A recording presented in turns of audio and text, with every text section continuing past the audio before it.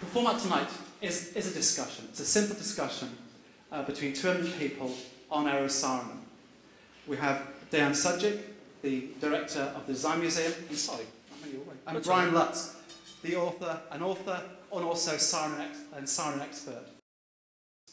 He was a man who died sadly very young, just 50.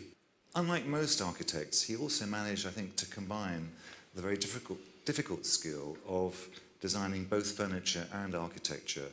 There kind of seems to be a long history of those who can do one and the other, but not both. He could do them both. I was privileged enough to talk to Florence Knoll a lot in my research for this book because I was told, don't bother trying to get in touch with her. She doesn't do interviews, she doesn't talk to anyone. But I knew the two magic words, Eero Saarinen. She was very insistent on becoming an architect. So she enrolled at the Kingswood School at Cranbrook, which was, the headmaster there was Eero Saarinen, whose son was actually off at architecture school at the time, but they got to be close friends. He realized that that in order to solve the problem of compound molding without actually compound molding plywood, a cone was the solution. Because every point on a cone is part of a straight line, not a curved line, a straight line, that from the edge to the vortex.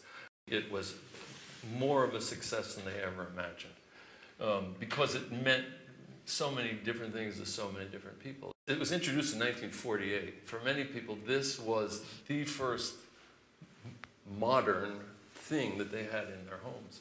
But it's not just sculpture. I mean, it has a certain personality, yeah. And the form doesn't only come from the cone observation that you make. I mean, it seems to. I mean, the name is not an accident. Correct. It's implying quite a lot of things.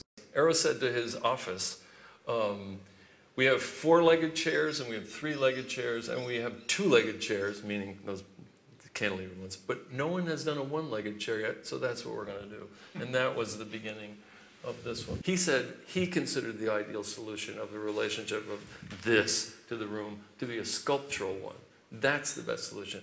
And that you can see, as Florence Knoll said many times, I talked to her for an hour on the phone, she'd almost always close the conversation by saying, you have to remember one thing, Eero Saarinen was, before anything else, he was a sculptor.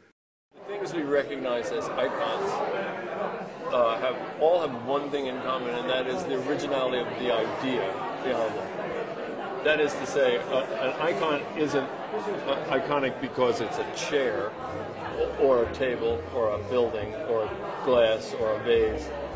It's an icon because of the creative idea that is behind it. The departure from a normal form or a normal process to something so original.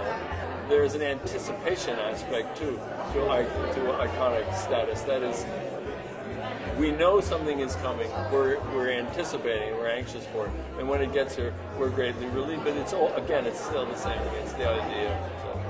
The space for me is about the furniture and about them as architects and designers. We're lucky enough as a business to work with some of the greats. You know, Saarinen was fantastic.